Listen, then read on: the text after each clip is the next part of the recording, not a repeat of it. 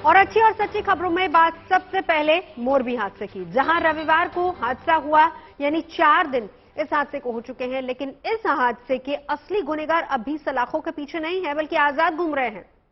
हम आपको उनकी डिटेल्स आगे बताएंगे। हालांकि इस घटना के बाद 9 लोगों को गिरफ्तार किया गया है, जिनमें 4 आरोपियों को अदालत ने पुलिस रिमांड पर भेज दिया है, जबकि बाकी आरोपी न्यायिक हिरासत में रखे गए हैं। इस बीच घटनास्थल से पुलिस ने सीसीटीवी फुटेज जब्त किया है। साथ ही अब वहां से फॉरेंसिक नजरिए से भी सबूत तलाशे जा रहे हैं, ताकि ये पता लगाया जा सके कि हादसे के वक्त पुल पर कितने लोग थे। कहीं क्षमता से ज्यादा लोग तो नहीं थे। कई कड़ियों को भी जोड़ा जा रहा है। लेकिन इस बीच हादसे के 4 दिन बीतने के बाद भी हमने 4 सच तलाशने की कोशिश की कि आखिर यह हादसा हुआ कैसे। देखिए जरा।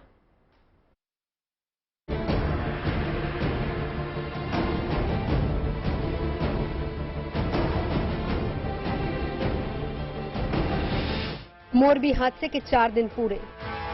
जेएनटी ने तोड़ा हादसे का चक्रव्यूह, ढूंढ निकाले हादसे के 4 सच। मोरबी में पुल हादसे को हुए 4 दिन बीत चुके हैं, लेकिन अब भी हर कोई कयास लगा रहा है। हर कोई अपने अपने तरीके से इस हादसे की कड़ियां जोड़ने में लगा है। लेकिन पुलिस और दूसरी एजेंसियों ने अदालत में अपनी शुरुआती जांच में कुछ सच सामने रखे हैं। पहला सच, पुरानी थी केबल। इसमें यह दावा किया गया है कि पुल पर जो केबल लगी थी वो पुरानी थी, उसे बदला नहीं गया। पुल पर लगी यही केबल भीड़ का वजन नहीं सह पाई, यानी ये ऐसी लापरवाही रही जिससे पल भर में सैकड़ों जिंदगियां पानी में समा गई। ये जो केबल है वो पुराना केबल है, वो एफएसएल का प्राइमा पेशी ये कहना है। दूसरा सच, सही तरीके से मेंटेनेंस नहीं। झूलते पुल के बारे में एक और बात जो सामने आई है, उसमें यह कहा गया है कि पुल की मेंटेनेंस का काम सही तरीके से नहीं किया गया, या यूं समझिए कि मेंटेनेंस के काम की सिर्फ औपचारिकता ही निभाई गई। और ये बताया गया कि क्या रिपेयरिंग किया गया था एग्जैक्टली पुल के अंदर, क्या क्या का ऐसा कोर्ट को बता रहा था कि ये फ्लोरिंग का ही काम हुआ है, जो केबल चेंज कुछ वगैरह हुआ नहीं है, उनका मेंटेनेंस कुछ नहीं हुआ है। तीसरा सच, अनुभवहीन लोगों को काम। वहीं अदालत को यह जानकारी भी दी गई है कि रिपेयरिंग का काम अनुभवहीन लोगों ने किया, जिससे पुल को खतरा और बढ़ गया। बताया जा रहा है कि इन्हें ज्यादा तकनीकी जानकारी नहीं थी। 2007 में और 2022 में रिनोवेशन का वर्क उनको किसने कहने से कॉन्ट्रैक्ट उनको रिन्यू हुआ, और जो वो मैनेजर है वो ओरेवा कंपनी के मैनेजर है, जिन्होंने वो फैब्रिकेशन का वर्क जो 2 आदमी थे उनको दिया गया, जो नॉन क्वालिफाइड पर्सन है। चौथा सच, क्षमता का टेस्ट नहीं। इसके अलावा ये आरोप भी लग रहे हैं कि रेनोवेशन के काम के बाद पुल की क्षमता का टेस्ट नहीं हुआ, यानी हर जगह लापरवाही नहीं, गलतियां होती रही, जिससे ये पुल टूट गया। इस बीच सबसे बड़ी शर्मिंदगी वाली बात ये रही कि आरोपी कंपनी के मैनेजर ने इस हादसे को एक्ट ऑफ गॉड, यानी भगवान की मर्जी करार दे दिया। जो आरोपी पेश किए गए, उन्होंने क्या कुछ उनसे कुछ पूछा गया, उन्होंने क्या बताया? उनसे कोर्ट ने नहीं पूछा, लेकिन वो अपने वॉलंटरी में बताया कि भैया हमको जयसूख भैया कुछ उनके कहने से कुछ हम काम किया गया है, ऐसा उन्होंने बताया। जो दोनों मैनेजर थे वो? हाँ, दोनों मैनेजर में से एक ने बताया, और ये एक्ट ऑफ गॉड है। वहीं पुलिस आरोपियों से ये पूछताछ करने में जुटी है कि उन्हें इस काम के लिए किसने पैसे दिए, और इस पूरे हादसे के दौरान कहां-कहां और किसने किसने जानबूझकर गलतियां की। जो अभी जो इन्वेस्टिगेशन का मुद्दा ये है कि लायबिलिटी किस किस की थी। ये जो पूरा इंसिडेंट बना उसमें शुरू से लेके अंत तक गलतियां कहां पे हुई और किसने करी, उस बेसिस पे क्रिमिनल लायबिलिटी किसकी आती है, उसके ऊपर इन्वेस्टिगेशन चल रहा है। उधर इन सब के बीच घटनास्थल पर अब भी रेस्क्यू ऑपरेशन चल रहा है। वहां नदी पर बनी घास काटी जा रही है, ताकि अगर वहां कोई शव हो तो उसे झाड़ियों से निकाला जा सके। इस वक्त हम मोरबी बीच कोलैप्स की साइट पर है। रेस्क्यू ऑपरेशन, सर्च ऑपरेशन का 3रा दिन आज है। यहाँ पर आप देख सकते हैं कि बोट जो मौजूद है, ये देखिए आप, यहाँ पर आर्मी की बोट्स हो, एनडीआरएफ की बोट्स हो, या बाकी की जो रेस्क्यू और सर्च टीम्स हैं, वो इस वक्त यहाँ पर नदी में घूम रहे हैं। अभी ऐसा बताया जा रहा है कि कुछ और भी बॉडीज हैं जो मिली नहीं हैं, उसका सर्च ऑपरेशन शुरू है।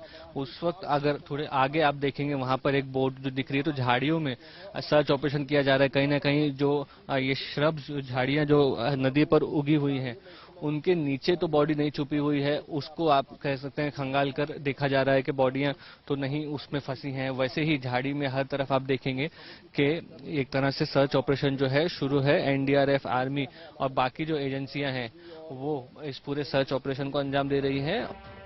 मोरबी में हुआ यह हादसा वाकई काफी बड़ा था, लेकिन अब कोशिश ऐसी होनी चाहिए कि ऐसी घटनाएं दोहराई न जाएं। Bureau report, good news today. Morbi के हादसे से हर कोई सन्न है। आज इस मामले में गिरफ्तार 9 आरोपियों की अदालत में पेशी हुई, पर आरोपी हैं कि अब भी बड़े गुनहगार खुलेआम घूम रहे हैं। ऐसे में आपको समझाने की कोशिश हम ये करते हैं कि अब तक पुलिस ने किन किन आरोपियों को गिरफ्तार किया है और उनका इस हादसे से किस तरह का कनेक्शन है। मोरबी हादसे के बाद ओरेवा कंपनी के 2 मैनेजर्स गिरफ्तार किए गए हैं। ओरेवा वही कंपनी है जिसे इस काम का ठेका मिला था और इसी कंपनी के एक मैनेजर का नाम दीपक नवीन चंद पारेख है। उम्र 44 साल है, जबकि ओरेवा कंपनी के दूसरे मैनेजर दिनेश भाई महासुखराय दवे, दिनेश भाई की उम्र 41 साल है। ये दोनों ही पुलिस की गिरफ्त में हैं। इनके अलावा मोरबी पुलिस ने 2 टिकट क्लर्कों को भी पकड़ा है। इनमें मनसुख बालजी भाई टोपिया है, मादेव भाई सोलंकी का नाम भी इसमें शामिल है। पुलिस की गिरफ्त में प्रकाश भाई, लालजी भाई परमार, देवा भाई, प्रकाश भाई भी हैं जो कि कॉन्ट्रैक्टर्स हैं। और इनके अलावा मोरबी हादसे के बाद 3 सिक्योरिटी गार्ड्स को भी गिरफ्तार किया गया है। इनमें अल्पेश, दिलीप भाई और गला भाई और मुकेश भाई का नाम सामने आ रहा है। इन सबके बीच आज मोरबी नगर पालिका के चीफ ऑफिसर संदीप सिंह झाला से पुलिस ने पूछताछ की। नगर पालिका ने ही ओरेवी कंपनी के साथ सबसे पहले 2007 में समझौता किया था, फिर यह समझौता इसी साल 2022 में रिन्यू हुआ था। उधर मोरबी हादसे के बाद आशंका यह जताई जा रही है कि कमजोर केबल की वजह से यह हादसा हुआ। क्या वाकई ऐसा हुआ? यह हमने भी समझने की कोशिश की। सस्पेंशन ब्रिज में तो उसका पूरा मेन फोकस ही रहता है, तो वो सबसे इंपॉर्टेंट रहता है ये जो सपोर्टिंग वायर्स आप कह रहे हैं जिन्हें केबल के नाम से भी जाना जाता है। तो ये जो सस्पेंडेड केबल्स होती हैं ये बहुत जरूरी, यही एक बहुत बड़ा और इंपॉर्टेंट हिस्सा होती है ब्रिज का। 100 लोगों की कैपेसिटी का डिजाइन ब्रिज था और 400 से ज्यादा लोग थे इस पे। तो कोई भी इमारत या ब्रिज हो जिसपे अगर आप 400% लोड डाल देंगे तो वहां पे तो ऐसी प्रॉब्लम आने का पूरी चांसेस है। और उसमें क्या होगा, अगर डेक हैवी हो गया, मतलब जो फ्लोर थी ब्रिज की वो हैवी हो गई, बहुत उस पे लोड आया, तो लोड ट्रांसफर तो वो सस्पेंडेड केबल्स पे ही हो रहा था। जो सस्पेंशन केबल्स थी जो टेंशन में रहती हैं, जो ये लोड को खींच के फिर नीचे कॉलम्स पे लेके जाती है एंकर पे, तो वो सबसे पहले वो स्नैप करेंगी, टूटेंगी, और वही इस वीडियो में दिखाई दे रहा है। यानी अगर पुल पर लोड बढ़ता है तो वहां लगी तारें भी खतरे की चपेट में आ जाती हैं। मेरे सहयोगी मुस्तफा शेख ने इन टूटी तारों की हालत बताई। आखिर इस हादसे के बाद अब ये केबल कैसी है, देखिए जरा उनकी रिपोर्ट। मोरबी हादसे का जो ब्रिज है वो कैसे गिरा, इसकी प्राथमिक जानकारी प्रोसिक्यूशन ने जो है कोर्ट में दी जब 9 आरोपियों को कोर्ट में प्रोड्यूस किया गया था, जिसमें उन्होंने ये कहा कि फॉरेंसिक की एक रिपोर्ट के मुताबिक जो सस्पेंशन वायर थे वो पुराने थे और उसके नीचे जो बेस लगाया गया वो एल्यूमिनियम प्लेट्स का था, जिसकी वजह से वजन जो है सस्पेंशन वायर्स पे आया, ब्रिज गिरा है। इस वक्त हम उस स्पॉट पर मौजूद हैं जहां पर ये ब्रिज गिरा है। यहाँ पर आप देख सकते हैं कि इस मलबे में जो हुआ है उसका सबूत साफ तौर पर दिख रहा है। पहले आपको ये सस्पेंशन केबल दिखाते हैं जिसकी बात हो रही है। हालांकि ये लोहे का केबल है, आयरन रॉड जिसे कहते हैं, और इसमें लेकिन आप कह सकते हैं कि ये पुराना दिख रहा है। यहाँ पर जंग खाया हुआ ये केबल है और कई सालों पुराने ब्रिज पर ये केबल था, इस बात की जानकारी आपको यहाँ पर मिलती है। दूसरी ओर जब आप इस चीज को देखेंगे, एल्यूमिनियम प्लेट्स की जो बात की जा रही है ये नहीं दिखाई पड़ रही है, एल्यूमिनियम प्लेट्स नहीं दिखाई पड़ रही है, और साथ ही साथ इसका वजन का अंदाजा भी आप कह सकते हैं क्योंकि इसके ऊपर भी रॉड्स लगाए गए हैं उसको बेस देने के लिए। उसके बाद इस चीज का काम किया गया है। तो ये नई प्लेट्स का वजन इन पुराने सस्पेंशन वायर्स पर, इसी चीज का कहीं ना कहीं प्राइमा फेसी जिक्र जो है वो फॉरेंसिक रिपोर्ट में आया है और क्या वही कारण रहा ब्रिज गिरने का, इसकी आप कह सकते हैं जांच फॉरेंसिक जो लोग हैं वो कर रहे हैं। उसमें फॉरेंसिक रिपोर्ट में और क्लियरली इस बात का आप कह सकते हैं जिक्र होगा कि आखिरकार जो ब्रिज गिरे हैं उसमें सबसे प्राथमिक जो वजह है उसमें से एक वजह क्या ये है कि जो नया रेनोवेशन हुआ उसमें जिस तरीके का मटेरियल यूज किया गया और केबल सस्पेंशन के चेंज नहीं किए, उससे वजन बढ़ा और जब काफी लोग आप कह सकते हैं कि ब्रिज पर आए तो उसकी वजह से ये हादसा हुआ है। और वहीं दूसरी तरफ पुल हादसे को लेकर गुजरात में कई जगहों पर श्रद्धांजलि सभा भी आयोजित की गई। अहमदाबाद में हुई ऐसी ही सभा में सीएम भी शामिल हुए। वहीं मोरबी में पुलिस ने मृतकों की आत्मा की शांति के लिए मौन रखा। पुलिस के अलावा वहां शहर में वकीलों ने भी मौन रैली निकाली, साथ ही आरोपियों का विरोध भी किया और इन वकीलों ने इन्हें कानूनी मदद भी नहीं देने की बात कही है। जो दुखद दुर्घटना घटी है उसमें जो लोग जिन लोगों का अवसान हुआ है उन मृतकों की शांति के लिए और उन परिवार को ईश्वर शक्ति दे, उस चीज के लिए हमने एक प्रार्थना सभा का आयोजन किया था, जिसमें जो पुलिस अधीक्षक कार्यालय के जितने भी हमारे पुलिस जवान और यहाँ पे काम करते जितने सिविलियन स्टाफ हैं उनको साथ में रख के एक मौन का आयोजन किया गया था। आगे बढ़ते हैं। दिल्ली वालों के लिए अब एक सावधान करने वाली खबर। क्या आप जानते हैं कि आपके इलाके की हवा की शुद्धता कितनी है? इस हवा में सुबह की सैर करना सही है या फिर नहीं? आज हम आपको दिल्ली और एनसीआर की हवा की गुणवत्ता की पूरी डिटेल्स पॉइंट बाय पॉइंट समझाएंगे, क्योंकि दिल्ली एनसीआर में फैले वायु प्रदूषण की वजह से यहां की हवा लगातार खराब होती जा रही है। कई इलाकों में तो एयर क्वालिटी इंडेक्स 400 के पार रिकॉर्ड किया गया है, जो बेहद खराब श्रेणी में आता है। यानी दिल्ली एनसीआर की हवा हर गुजरते दिन के साथ लगातार खराब हो रही है।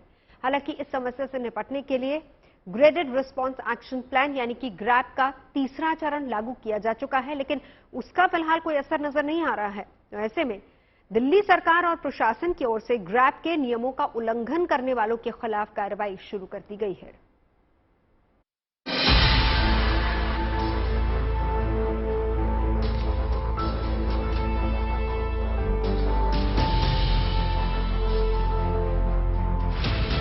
दिल्ली से गुरुग्राम तक और नोएडा से गाजियाबाद तक आसमान में फैली सफेद स्मॉग की चादर ने एयर क्वालिटी को खराब से बहुत खराब बना दिया है। स्मॉग की वजह से राष्ट्रपति भवन और इंडिया गेट जैसी ऐतिहासिक इमारतें भी इन दिनों साफ नजर नहीं आ रही। यहां तक कि सुबह सुबह टहलने और रोजमर्रा के कामकाज के लिए घरों से निकलने वाले लोगों को भी काफी जहरीली हवा से दिक्कत हो रही है। एक हफ्ते से तो बहुत ज्यादा हो रहा है, दीपावली के बाद से, और सांस लेने में दिक्कत होती है ज्यादा। एस्थमेटिक लोग हैं, बुजुर्ग लोग हैं, उनके लिए ज्यादा दिक्कत है। सांस लेने में काफी दिक्कत हो रही है और जो है बाहर भी निकलने को दिल नहीं करता उसकी वजह से, और खास जो बूढ़े और जो बुजुर्ग हैं उनको और ज्यादा परेशानी है।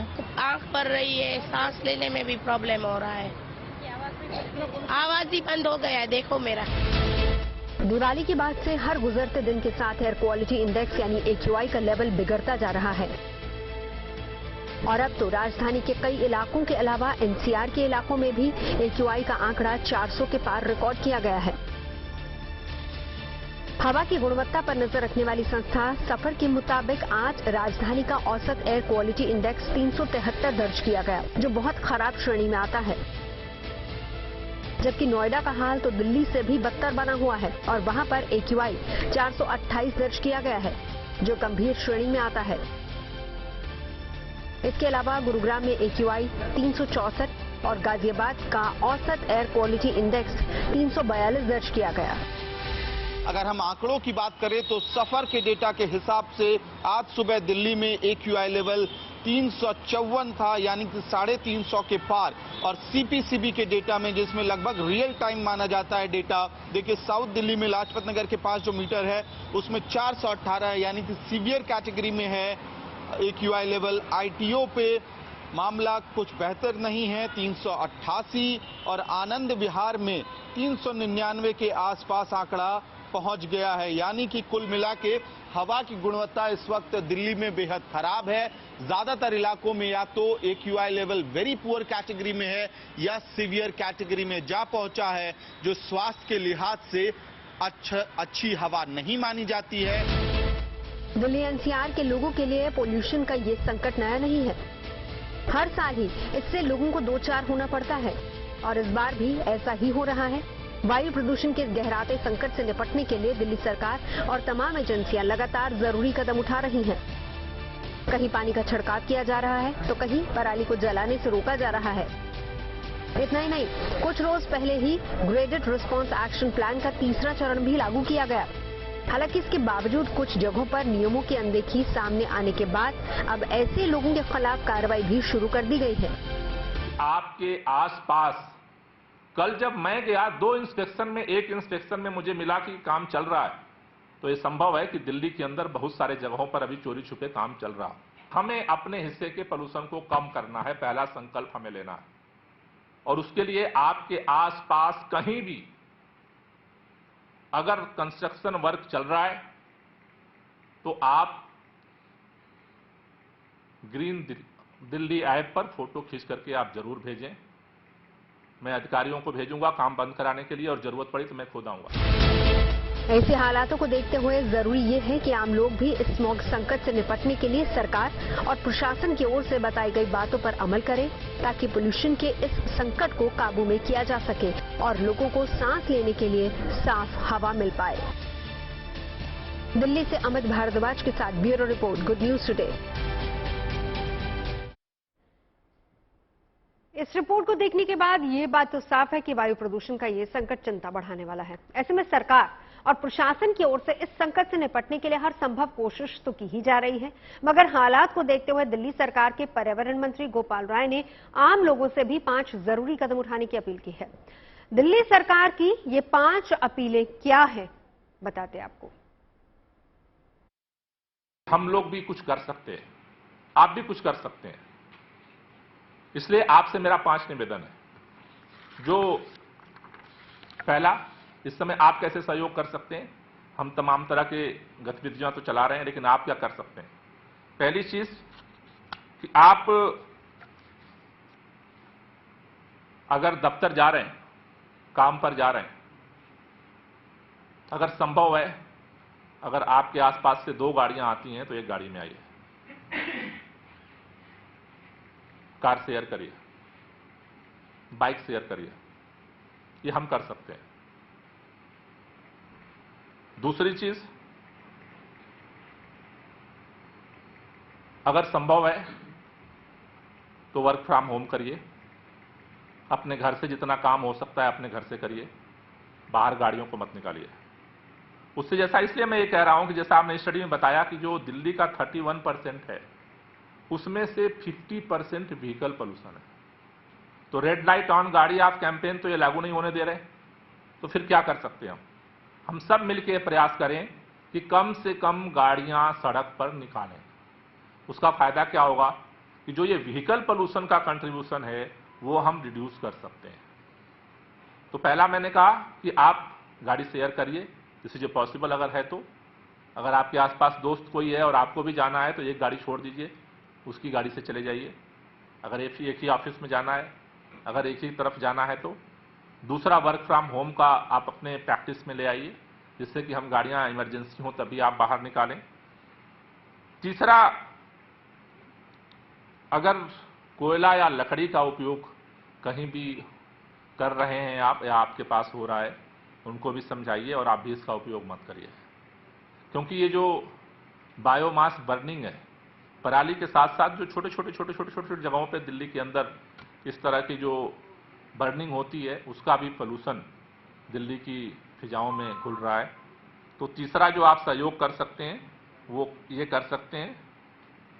चौथा जो सहयोग हम चाहते हैं, खास तौर से जितनी सोसाइटीज हैं, RWA हैं, कि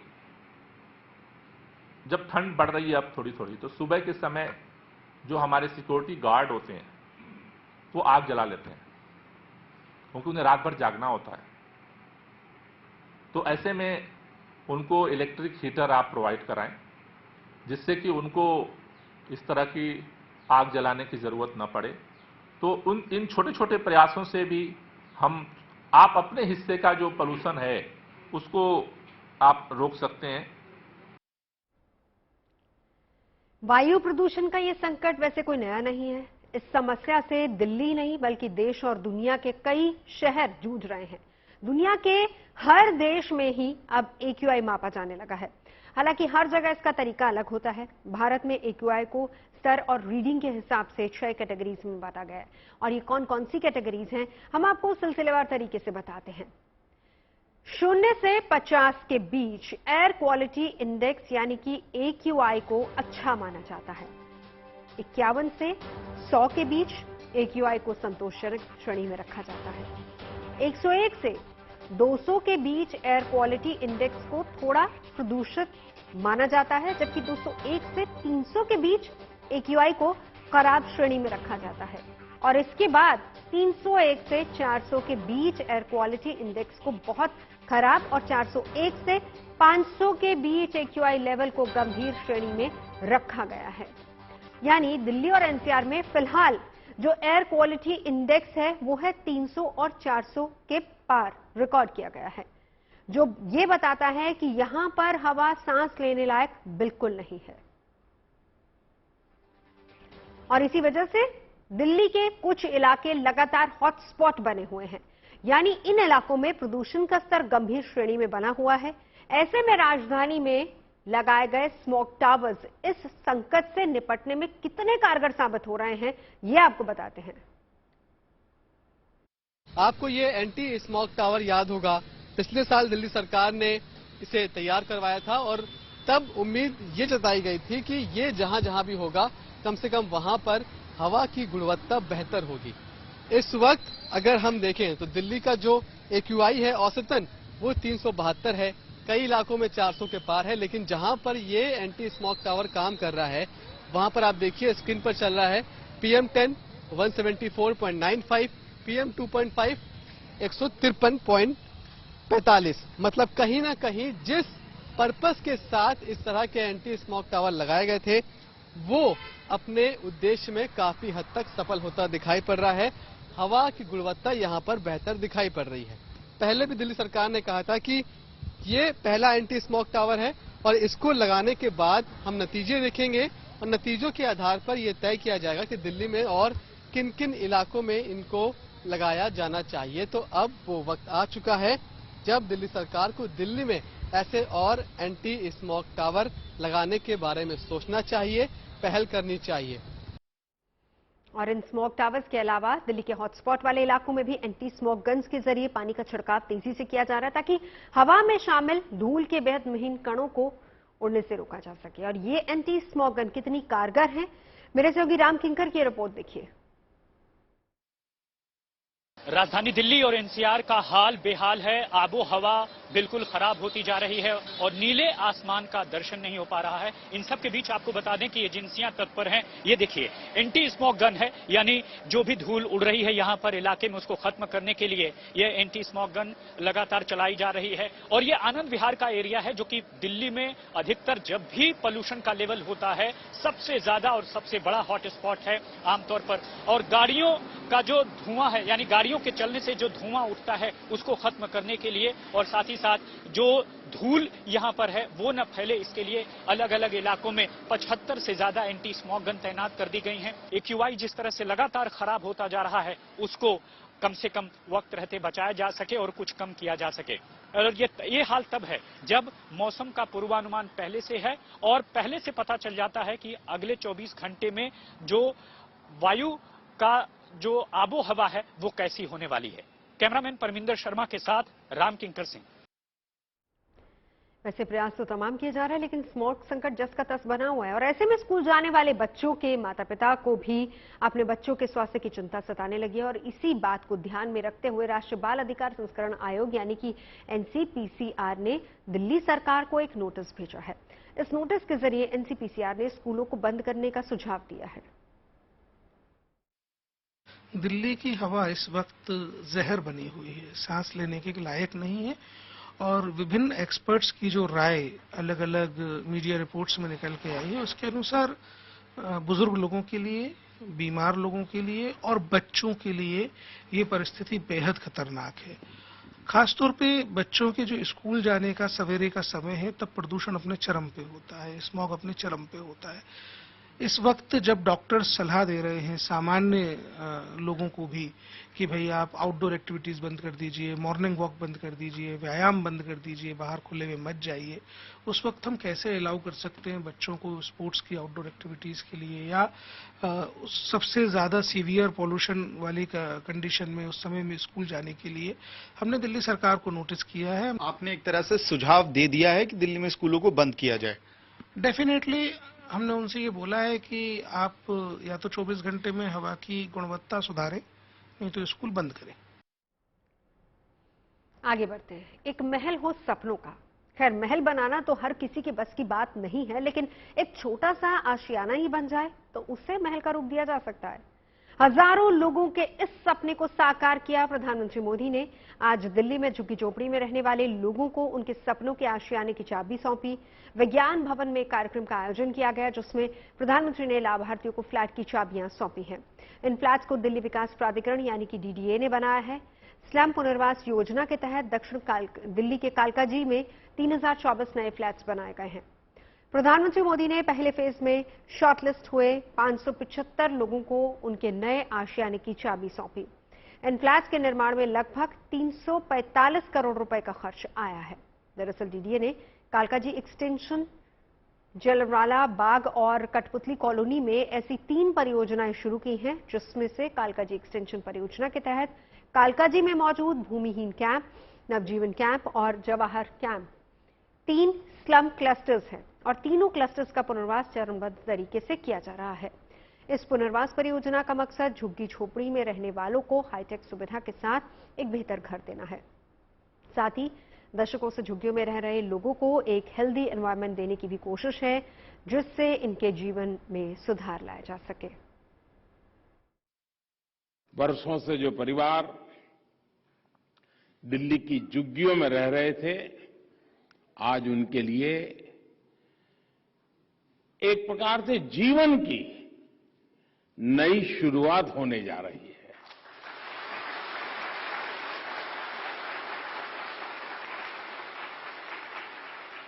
दिल्ली के गरीब परिवारों को पक्का घर देने का जो अभियान शुरू हुआ है, वो यहां के हजारों गरीब परिवारों के सपने को पूरा करेगा। आगे बढ़ते हैं। सोशल मीडिया साइट ट्विटर पर ब्लू टिक के लिए अब आपको पैसे देने होंगे। यह फरमान है ट्विटर के नए बॉस का, जिससे लेकर लोगों में नाराजगी भी है। एलॉन मस्क ने इस चार्ज पर अपनी दलीलें रखी हैं। कहा यह है कि इसके साथ वो लोगों को कुछ सुविधाएं भी देने वाले हैं। बावजूद इसके लोगों की नाराजगी कम नहीं हो रही है। मस्क हालांकि लोगों के विरोध का स्वागत भी कर रहे हैं। तो पहले हम ये समझते हैं कि मस्क का ये नया फरमान क्या है, क्यों रखी गई हैं इस तरह की शर्तें और क्या फायदे इसके पीछे मस्क गिनवा रहे हैं।